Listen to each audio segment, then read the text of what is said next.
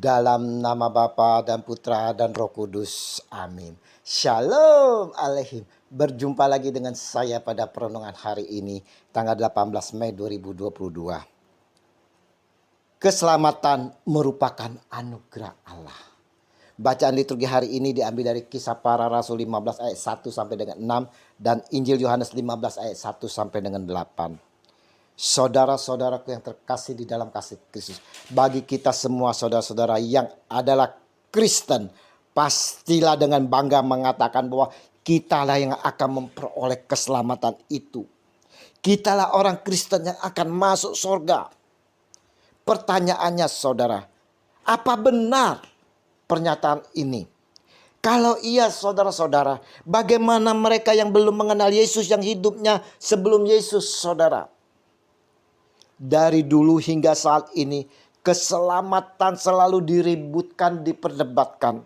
Zaman Yesus, beberapa orang datang dari Yudea ke Antioquia dan mengajarkan kepada saudara-saudara di situ, jikalau kamu tidak disunat menurut adat istiadat yang diwariskan oleh Musa, kamu tidak dapat diselamatkan.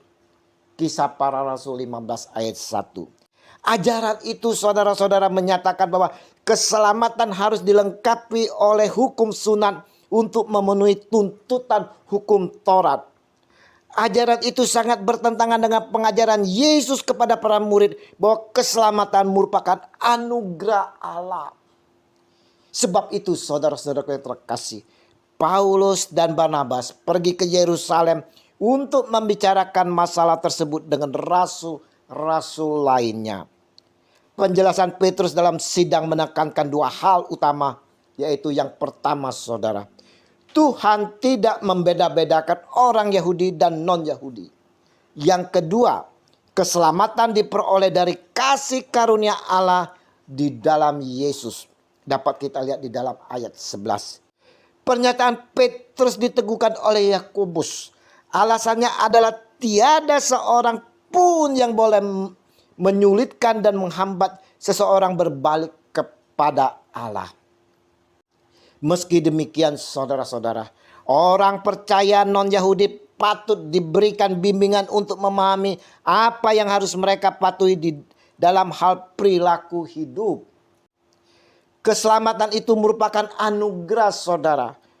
Bukan oleh karena perbuatan baik dan amal yang kita lakukan akan selamat. Bukan saudara. Bukan pula oleh kepintaran dan hebatnya kita akan kitab suci kita akan diselamatkan. Bukan saudara. Bukan juga oleh karena kekayaan kita saudara. Bukan juga karena ketampanan kita saudara. Tapi oleh kebaikan dan anugerah Allah lah kita diselamatkan. Saudaraku yang terkasih, keselamatan bukan saja milik bangsa Yahudi saudara.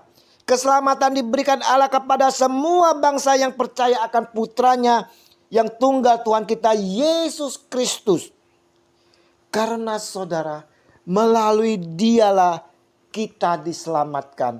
Oleh dia yang disalibkan, yang wafat di kayu salib, yang mau berkorban nyawanya bagi kita, maka kita diselamatkan saudara. Saudaraku yang terkasih, perenungan hari ini mau mengingatkan kepada kita semua bahwa keselamatan itu saudara-saudara adalah anugerah Allah. Keselamatan bukan hal bersunat ataupun lebih banyak perbuatan amal dan kebaikan. Bukan juga karena kita Kristen saudara. Ingat, Kristen tidak memastikan kita akan selamat.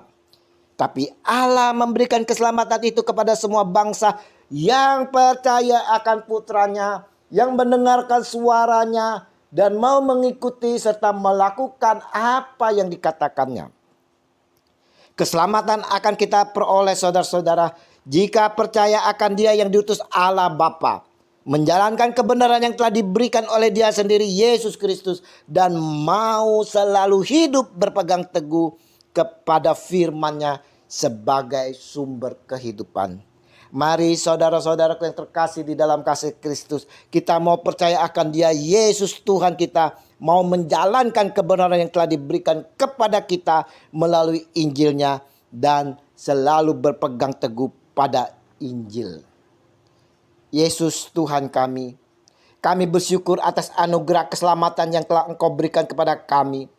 Tuntunlah kami ya Tuhan senantiasa di dalam kuat kuasa Roh Kudus-Mu, agar kami boleh berjalan di dalam kebenaran-Mu, selalu berpegang teguh pada Injil-Mu, agar kami tidak menyimpang dan mengikuti dunia, kini dan sepanjang segala abad. Amin. Dalam nama Bapa dan Putra dan Roh Kudus. Amin. Shalom Aleichem.